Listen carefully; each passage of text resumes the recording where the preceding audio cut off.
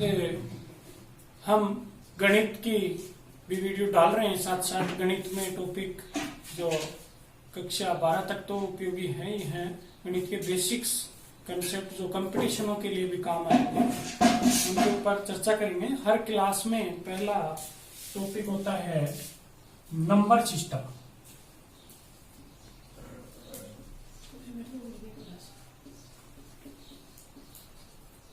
जिसको हिंदी में कहते हैं संख्या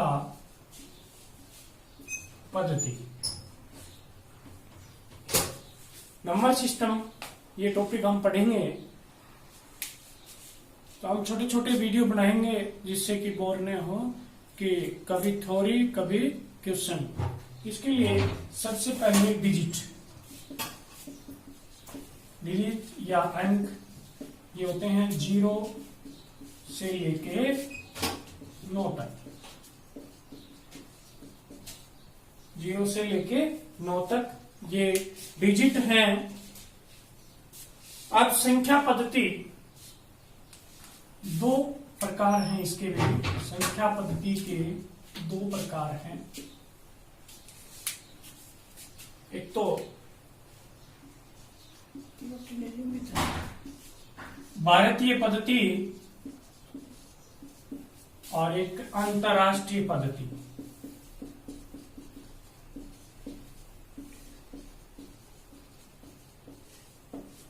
भारतीय पद्धति को हम बोलते हैं इंडियन सिस्टम।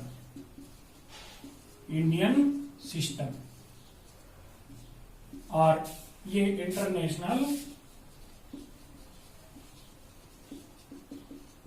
International system. संख्या पद्धति संख्याओं की पहचान के लिए भारतीय पद्धति और अंतरराष्ट्रीय पद्धति दो हैं, इंडियन सिस्टम और इंटरनेशनल सिस्टम। जैसे कि हम कोई भी एक संख्या लेते हैं 540329 ये एक नंबर लिया हमने। इसका हमने दोनों में, भारतीय पद्धति के अंदर भी और दोनों पद्धतियों में इसका अध्ययन करेंगे। भारतीय पद्धति के अंतर्गत हमें ये संख्या का विशेष ध्यान रखना है। पहले हम 3-3 अंक कोमा लगाने का, फिर 2-2 अंक, इस तरह से हम कोमा लगाते हैं। और इंटरनेशनल सिस्टम में, अंतरराष्ट्रीय पद्धति में हम 3-3 अंक दाईं तरफ से राइट टू लेफ्ट 3-3 अंकों पे कोमा लगाते हैं। इंडियन सिस्टम के अंतर्गत सबसे पहले हम दाईं तरफ से पहले अंक होता है, क्रम से हम राइट से लिखते हैं। पहले हम इकाई बोलते हैं। क्या बोलते हैं? इकाई। फिर आता है दहाई, फिर आता है सैकड़ा, हजार, 10,000। 10,000 के बाद में लाख, 10 लाख, करोड़, और करोड़ के बाद में 10 करोड़, 10 करोड़ के बाद में अरब, 10 अरब, खरब, ऐसे चलते जाते हैं। यानी इंग्लिश में बोले हम इकाई को बोलते हैं वंस। ये हो जाता है टेंस। ये 100, इसको बोलते हैं 1000। और 10,000 को हम क्या बोलते हैं? 10,000। क्या बोलते हैं? 10,000। ये लाख, 10 लाख, करोड़, 10 करोड़, अरब, 10 अरब, इस तरह से चलते हैं। यानी इसमें जो 3 का कॉलम बनाते हैं, ये जैसे इकाई, दहाई, सैकड़ा, हजार, 10,000, लाख, 10 लाख। यानी इसी को हम शब्दों में लिखें, शब्दों में लिखेंगे तो 54,000, इसको शब्दों में लिखें तो आ जाएगा 54,300 no sorry 54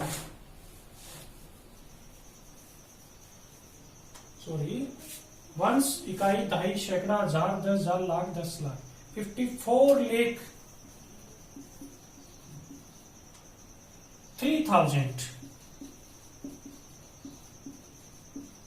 3,296 यानी हिंदी में लिखे तो 54,03,296, 54,03,296। हिंदी में हम इसको लिखें तो क्या जाएगा 54,03,296।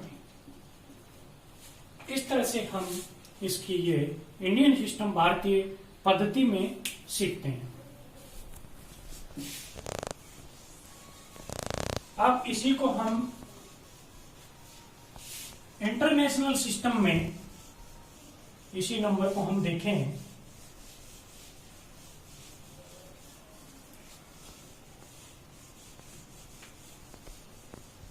यानी अंतरराष्ट्रीय रूप में, इंटरनेशनल रूप में, इसके अंदर इंटरनेशनल में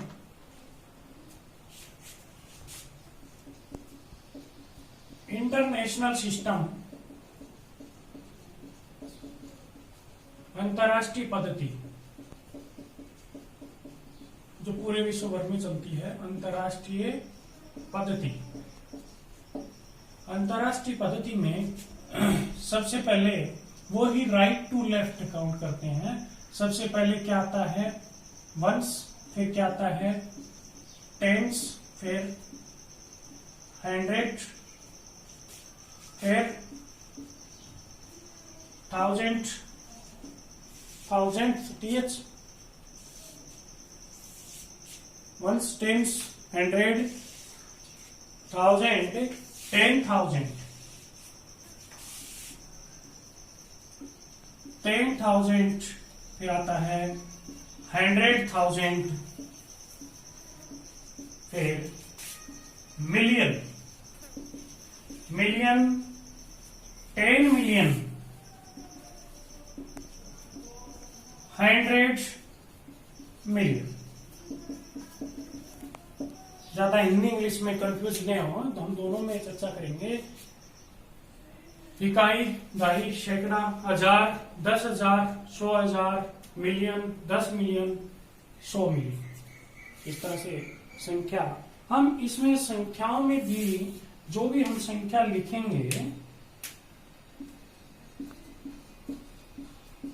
कितनी बड़ी संख्या हो, अंतरराष्ट्रीय सिस्टम में हम 3-3 पे ऐसे लगे, 3-3 पे लगाएंगे।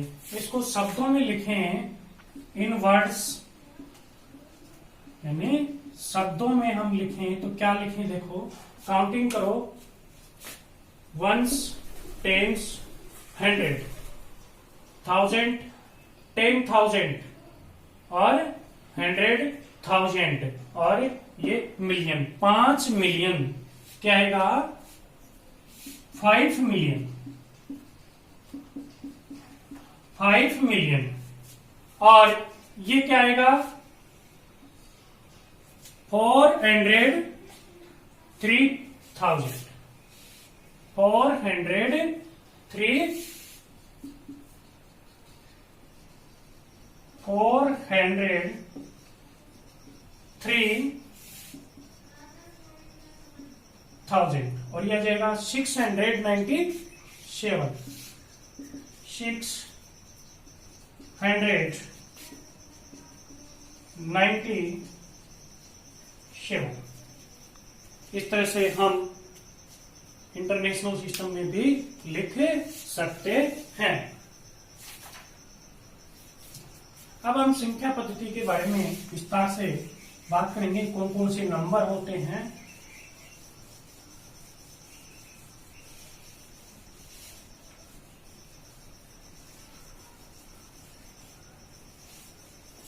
एक संख्या पद्धति में ही एक रोमन पद्धति भी आती है।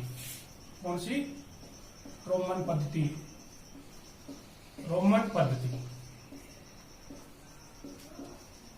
रोमन सिस्टम भी आता है। रोमन सिस्टम में क्या होता है, जैसे कि 1 2 3 4 5 6 7 8 9 10। 1 को हम लिखते हैं आई से। Clear? Red colour is clear. 1 को हम किससे लिखते हैं? आई से। किससे लिखते हैं? आई से। 2 को 2 बार आई लिख देंगे, 3 को 3 बार आई लिख देंगे, 4 को आई वी, 5 में वी, 6 में वी आई, 7 में वी आई आई और 8 में वी आई आई 3 बार आई लिख देंगे और 9 में आई एक्स और 10 में एक्स हम लिख देंगे। इसी तरह से 11 12 13 14 15 नंबर लिखते जाएंगे। यानी 11 को हम लिखेंगे x मतलब 10, इसके आगे एक आई लगा देंगे, 11 हो गए।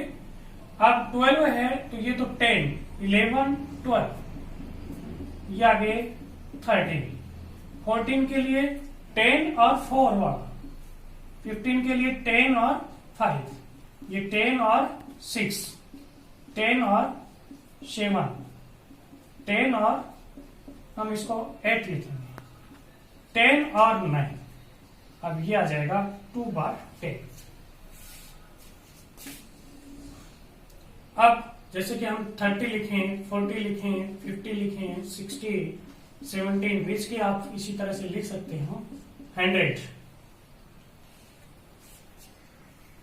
हम 30 को कितने एक्स लिखेंगे?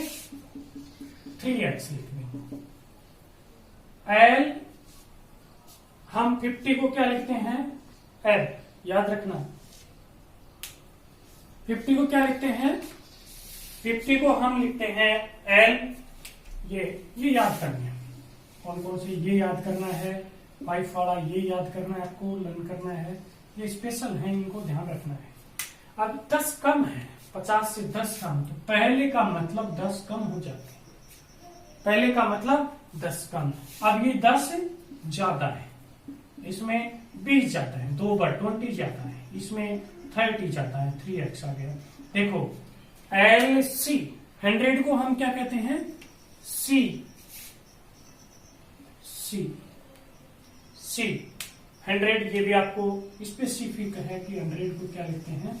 सी। अब 90 मतलब 100 से कितना कम? 10 कम है, तो 10 किसको लिखते हैं? x को, तो हम लिख देंगे एक्स सी। ठीक है, तो आप देखिए, इन्हें ध्यान से देखिए। ये देखो 5 का 1 वाला आई, ये 10 का x और ये 50 का l और 100 का c। 200, 300, 400, 500, 600, 700, 800, 900, 1000। देखो इसको हम लिख देंगे डबल सी, इसको लिख देंगे ट्रिपल सी। और ये देखो एल सी, इसको क्या लिखते हैं? डी। किससे डिनोट करते हैं? डी से, 500 को, ये भी याद रखना आप। अब डी में 100 कम करते हैं, 400। 100 के लिए सी है, तो हम इसको क्या लिख सकते हैं? C D. अब देखो D 500 तो हो गए, 100 आगे हैं तो आगे लगा दिया, 200 आगे हैं तो 2 बार C लगा दिया, इसको 3 बार लगा दिया। लेकिन यहां रखना कि हम 1000 को M से लिखते हैं, हम 1000 को किससे लिखते हैं? M से, ये ध्यान रखना। तो 1000 में कितने कम है? 100 कम है, और 100 को हम क्या लिख रहे हैं? C से, तो हम इसको लिख सकते हैं CM। क्या लिखते हैं? CM लिख रहे हैं। इसी तरह से हम लिख सकते हैं कि 2000 को हम 2 बार M लिख देंगे। इस तरह से हम लिखते चल रहे हैं। जैसे फॉर एग्जाम्पल हम 50,000 को लिखना है, 50,000 को लिखना है, तो हमें यहाँ देखना है कि यहाँ 50 ले लिया, 50 को हम क्या लिख रहे हैं? L, तो L के ऊपर क्या लगाते हैं? बार। ठीक इसी तरह से हम अन्य नंबर भी लिख देने हैं। मैं पुनः आपको दोहराना चाहता हूं कि I 1 को, 5 को V, 10 को X, 50 को L, 100 को C, 500 को D, 1000 को M, 500, 1000, 100, 50, 5, 1, 10. We can also return 2000 double M, 3000 triple M, 50,000. We can also return this L bar. बार का मतलब 30, बार का मतलब क्या होता है? 30।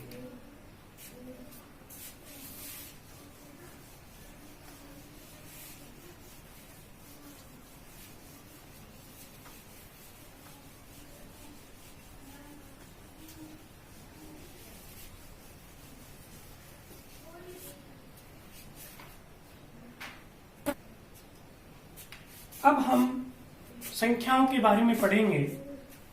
सबसे पहले प्राकृत संख्याएं। प्राकृत संख्याएं जिन्हें इंग्लिश में हम कहते हैं नेचुरल नंबर्स। प्यारे दोस्तों, इस लॉकडाउन को देखते हुए हमने गणित की क्लासेस भी शुरू की हैं कि जिनसे ये छोटे से छोटे बच्चों के लिए, चाहे मीडियम कैसा भी हो, और जो कंपटीशन की तैयारी करने वाले हैं उनके लिए भी बहुत महत्वपूर्ण है। आप इन्हें बार बार देखें, समझ में नहीं आए तो बार बार देखें, 2-3 बार देखने से क्लियर हो जाएंगे। नेचुरल नंबर, नेचुरल नंबर मैं दोनों भाषाओं में समझा रहा हूं। नेचुरल नंबर वे संख्याएं जो किससे शुरू होती हैं? नेचुरल नंबर को हम कैपिटल N से डिनोट करते हैं। किस संकेत में लिखते हैं? N से। और नेचुरल नंबर किससे स्टार्ट होता है? 1 से। ऐसे चलता रहता है। नेचुरल नंबर या प्राकृत संख्याएं, जो संख्याएं 1 से शुरू होके अनंत तक चलती हैं, पॉजिटिव और से धनात्मक रूप से, वो नेचुरल नंबर कहलाते हैं। विच number is start with 1 to 3 to infinite positive number, this number is called natural number। यानी वे प्राकृत संख्याएं जो 1 से शुरू होती हैं और धनात्मक रूप से बढ़ती जाती हैं अनंत रूप से, वो प्राकृत संख्याएं कहलाती हैं। अगला आता है हमारा पूर्ण संख्याएं। पूर्ण संख्याएं जिसे हम इंग्लिश में कहते हैं होल नंबर्स। क्या कहते हैं? Whole numbers. देखो, इसका फर्स्ट लेटर इसमें लिखा था, इसी तरह इसको भी किससे लिखते हैं? W से। जब प्राकृत संख्याएं को ये नेचुरल नंबर है, ये पूरे नहीं मानते, लेकिन इसमें जो हमारे आर्यभट्ट ने शुरू किया था, आविष्कार किया था किसका? 0 का। यदि हम 0 इसमें मिला दें तो ये क्या बन जाती हैं? होल नंबर्स बन जाते हैं, पूर्ण संख्याएं बन जाती हैं। यानी वह संख्याएं जो 0 से लेके शुरू हो जाती है। कहने का मतलब नेचुरल और होल नंबर में, प्राकृत और पूर्ण संख्याओं में केवल एक ही अंतर होता है। पूर्ण संख्याएं 0 से शुरू होती हैं, जबकि इसके प्राकृत संख्याओं में 0 शामिल नहीं होता है। अगला आता है हमारा पूर्णांक संख्या। पूर्णांक संख्याएं, इसको बोलते हैं इंटीजर नंबर्स। इसको I से लिखते हैं। यानी वे संख्याएं जो माइनस की भी संख्याएं होती हैं और प्लस की भी संख्याएं सारी होती हैं, माइनस और प्लस की सारी संख्याएं होती हैं, वो संख्याएं क्या कहलाती हैं? पूर्णांक संख्याएं कहलाती हैं, यानी इंटीजर नंबर कहलाती हैं।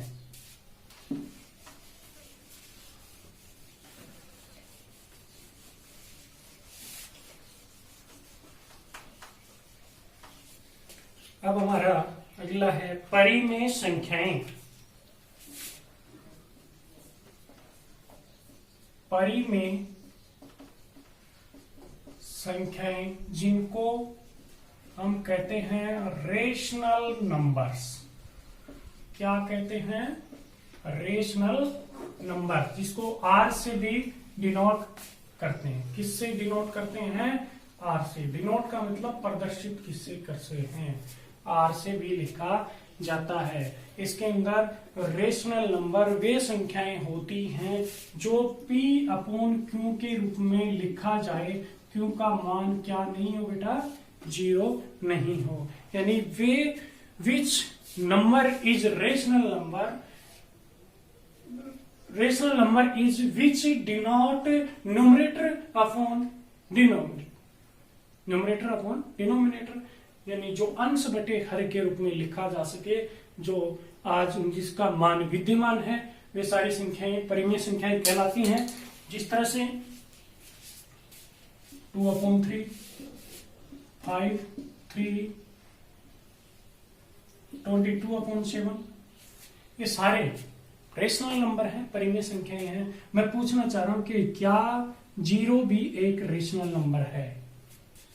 अब अपना आंसर चेक कीजिए कि मैं कह रहा हूं कि हाँ यस, यह भी एक परिमेय संख्या है, रेशनल नंबर है, क्योंकि 0 के नीचे क्या लिखा जा सकता है? 1 लिखा जा सकता है, इसलिए 0 भी एक रेशनल नंबर है। डेसिमल की भी बात करें, कौन सी परिमेय संख्या होती हैं? यानी वे संख्याएं जो टर्मिनेटिंग हो। कैसी हो? टर्मिनेटिंग, शांत होती हैं, यानी दशमलव के बाद कहीं कहीं जाके वो रुक जाते हैं। जैसे 2.3 यानी 3 के आगे डिवाइड पूरा हो गया। यदि इसी तरह से ऐसे चलता जाए डॉट डॉट डॉट, हम इसको 2.3 पे बार भी लिख सकते हैं। हालांकि ये भी परिमेय है। इस तरह की पुनरावृत्ति वाले सारे संख्याएं क्या होती हैं? परिमेय संख्या होती है। लेकिन यदि सेम संख्या पुनरावृत्ति न हो, ऐसे चलता जाए, इस तरह से कोई सीक्वेंस नहीं बन रही, तो ये संख्या क्या हो जाएगी? परिमेय नहीं है। जो संख्याएं परिमेय नहीं है वो संख्याएं क्या कहलाती हैं? अपरिमेय, इंग्लिश में इर्रेशनल नंबर, रेशनल नंबर कहते हैं। दोस्तों एक बात ध्यान देने की बात है, जैसे कि जिनका स्क्वायर रूट पूरा नहीं निकलता है, वो सारी संख्याएं कैसी हैं? Irrational, irrational number. Irrational number यानी अपरिमेय संख्याएं। कौन सी संख्याएं हैं? अपरिमेय संख्याएं। आपको एक विशेष बात है कि पाई एक अपरिमेय संख्या है। परिमेय के साथ ही हमने यहां अपरिमेय भी समझा दिया, इसी में अपरिमेय इर्रेशनल संख्याएं, नंबर्स, ये इसके साथ ही हमने कर दिया कि पाई यानी जिसका मान, देखो ध्यान रखना है कि पाई का मान हम ऐसे बताते हैं कि 22/7 होता है, लेकिन 22/7 22/7 मैंने परिमेय संख्या बताया। कैसी संख्या बताया? परिमेय संख्या बताया। 22/7 एक परिमेय संख्या है। कैसी संख्या है? परिमेय संख्या है। लेकिन पाई एक अपरिमेय संख्या है। ये विशेष ध्यान रखने की बात है। बहुत से कंपटीशनों में पूछा जाता है कि पाई है, हम कर देते हैं कि पाई को 22/7 लिख सकते हैं। 22/7 हमने अपनी गणना की दृष्टि से लिख सकते हैं, लेकिन पाई का मान बहुत बड़ा होता है, निश्चित नहीं है। अप्रोक्सीमेट हम 22/7 लेते हैं, इसलिए 22/7 एक परिमेय है, रेशनल नंबर। पाई इर्रेशनल या अपरिमेय संख्या है। अपरिमेय संख्या में हम जो संख्या परिमेय नहीं है वो संख्या कैसी होगी? अपरिमेय संख्या।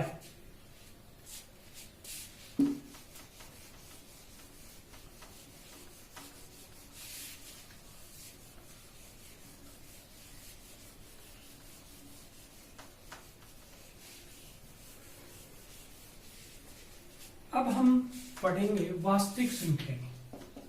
क्या पढ़ेंगे? वास्तविक संख्याएं, जिनको इंग्लिश में बोले तो real number. Real number, real number कौन सी संख्याएं होती हैं? वे संख्याएं जिनका मान विद्यमान होता है इस प्रकृति में, वो रियल नंबर होते हैं। और जो रियल नहीं होती हैं वो कैसी संख्याएं होती हैं? काल्पनिक संख्याएं, जिनको हम क्या बोलते हैं? Imaginary numbers. इमेजिनरी नंबर्स इनको कहते हैं, जो वास्तविक नहीं है, जो रियल नहीं है। कैसी संख्याएं होंगी? काल्पनिक। जैसे कि हम √4 का मान निकालते हैं, हमें पता है कि या तो +2 होगा या -2 होगा, लेकिन यही -4 का हम स्क्वायर रूट निकालें तो हम नहीं निकाल सकते, इसलिए ये इमेजिनरी नंबर है। इसको -1 का स्क्वायर रूट, इसको हम आइटा से भी लिखते हैं, यानी आइटा भी एक इमेजिनरी नंबर है, काल्पनिक संख्या है।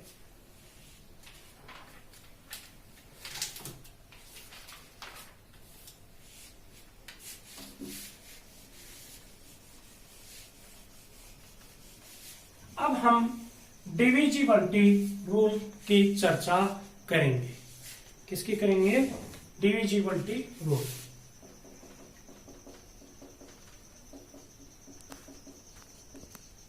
डिविजिबिलिटी रूल यानी हिंदी में कहें तो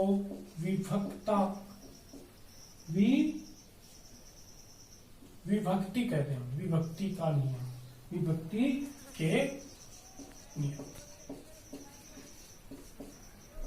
कि विभक्ति का नियम कहने का तात्पर्य वह संख्या 2 से डिवाइड होगी, 3 से होगी, 4 से हम कैसे पता लग पाए? इनके कुछ रूल्स हैं जो अक्सर एनसीईआरटी में कक्षा 5th 6th से आजकल छोटी क्लासों से भी शुरू हो गए हैं। इसके लिए 2 का नियम है 2 का रूल, यानी रूल ऑफ 2 का डिविजिबिलिटी रूल क्या है? रूल ऑफ 2 का डिविजिबिलिटी रूल है कि नंबर्स का वंश, यानी उसका वंश, हिंदी में बोले तो इकाई का अंक, यदि उसका 0, 2, 4, 6, 8 है, 0, 2, 4, 6, 8 है, तो वो संख्या 2 से डिविजिबल होगी, 2 से विभक्त होगी। फॉर एग्जाम्पल के लिए हम देखें, जैसे कि 2, 4, चाहे कितनी बड़ी संख्या हो, इतनी बड़ी संख्या है, हमें ये किसी पूछ लिया जाए कि 2 से विभाजित है नहीं, तो इसके लिए हम केवल और केवल इसका इकाई का अंक देखेंगे। क्या देखेंगे? इकाई का अंक। इकाई का अंक क्या है? 6 में 2 का भाग जा रहा है, 3 पूरा भाग जा रहा है, तो इस पूरी संख्या में भी 2 का भाग जाएगा। रूल ऑफ 3 यानी 3 का क्या नियम है? 3 का नियम है दी गई संख्या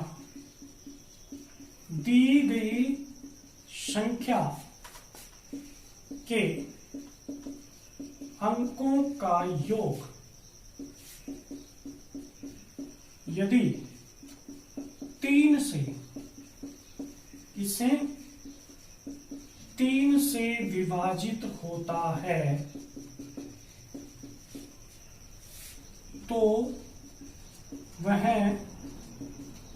संख्या भी 3 से पूर्णतः विभाजित होगी। यानी मैं इसको रिपीट कर रहा हूं। Given number which sum of all digit is divisible divide by 3 when we can say that whole number यानी other given number is also divide by 3, यानी जो भी संख्या दी गई है, जैसे कि हम ऊपर वाली संख्या ही ले लें 2 4 5 2 6 5 7 8 0 2 5 7 6, थोड़ी सी अब इसको हम प्लस करें 6 7 6 7 13 13 और 5 18 20 20 इसको 0 लें 28 35 40 46 48 52 57 59, इन सब का सम हम करें 59 आ गया, जैसे सपोज आप करके देखना है, और उसमें 3 से डिवाइड करें। यदि पूरा पूरा नहीं जा रहा है 3 1 जब ये ऐसे जा रहा है, पूरा नहीं जा रहा है, इसलिए ये 3 से डिवाइड नहीं होगा।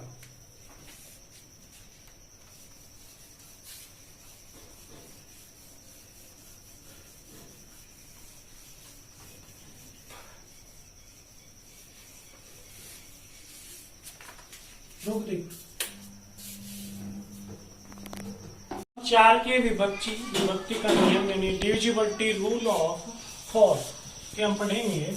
जब इसका इकाई और दहाई अंक से बड़ी संख्या, या कहें यानी टेंस और वंस दोनों को साथ लिख दें,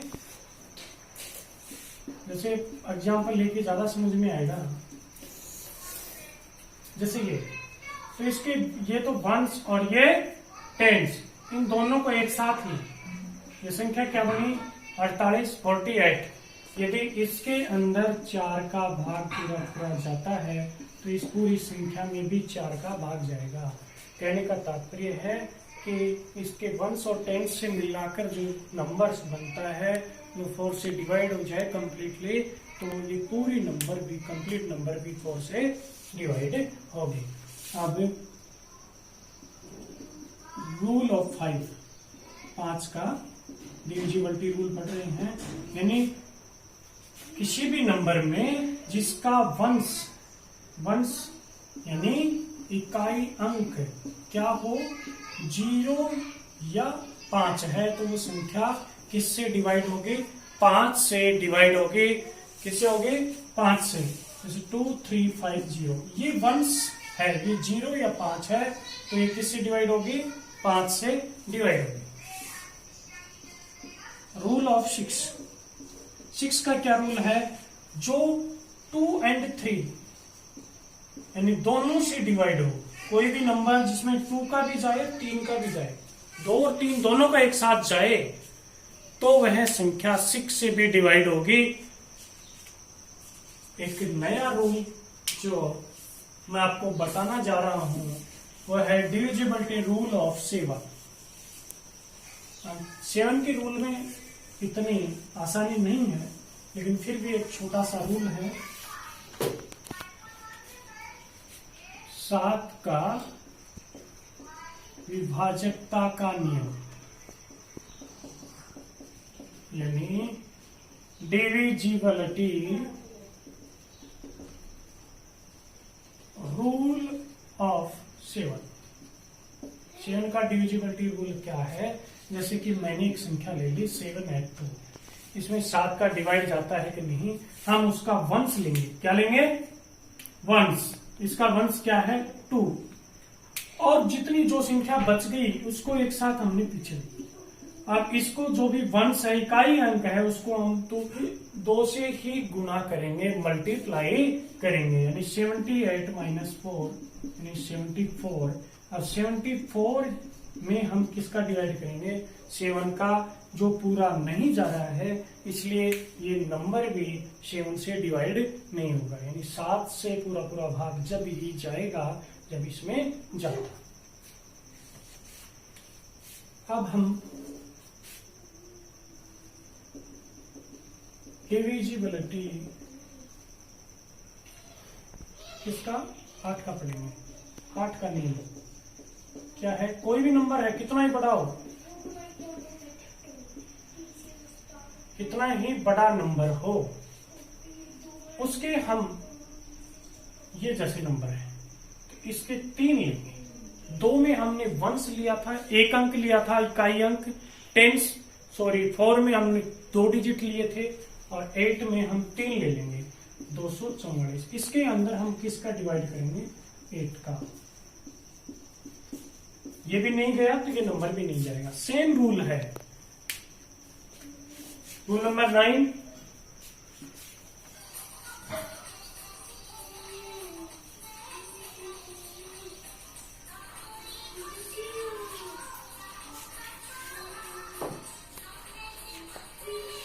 बंद करिए ने।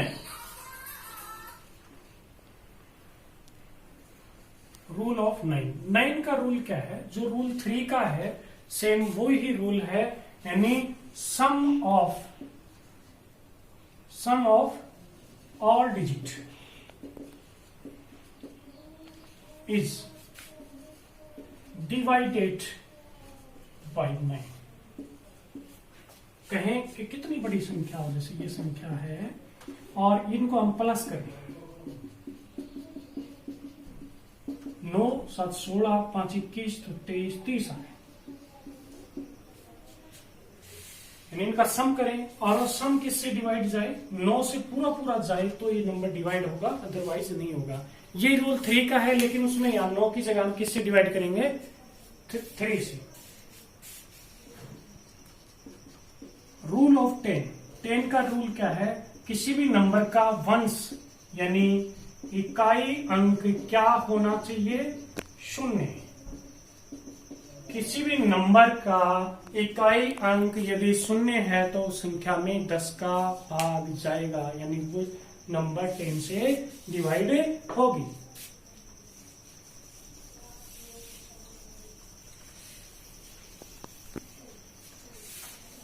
इलेवन का लास्ट रूल, 11 का रूल, ठीक है। 11 का क्या रूल है? कोई भी संख्या है, अब हम देखो सामान्य से मैं करके बता रहा हूं। जैसे कि हमने पहला अक्षर ले लिया, 1 छोड़ 1 ऐसे कर लिया, ऐसे ही ऊपर जो बच गए 1 छोड़ 1, इनको प्लस करें। जैसे मैंने रेड से किया है, इनको प्लस करें। 2 + 5 + 3 + 5 7 15 आ गया। क्या गया?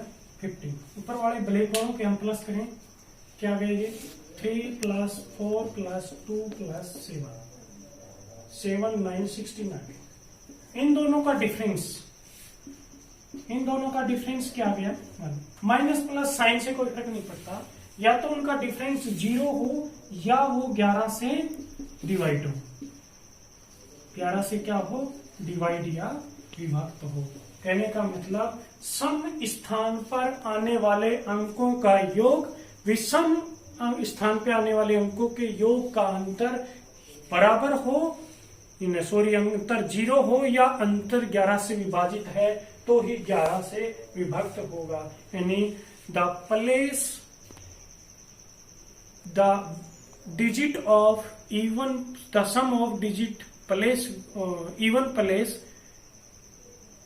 is equal to the sum of place odd is equal to 0, otherwise difference is divided also by 11, each number is divisible by 11। दोस्तों नंबर्स टॉपिक पूरा नहीं हुआ, बहुत बड़ा है, समय को ध्यान रखते हुए अब आने वाले पार्ट 2 पार्ट 3 इस तरह से टॉपिक आएंगे। उस पर क्वेश्चनों के भी ऊपर चर्चा करेंगे। आपसे वीडियो से संबंधित, जिस भी वीडियो से संबंधित कोई क्वेश्चन हो तो आप कमेंट्स में जरूर लिखें। धन्यवाद।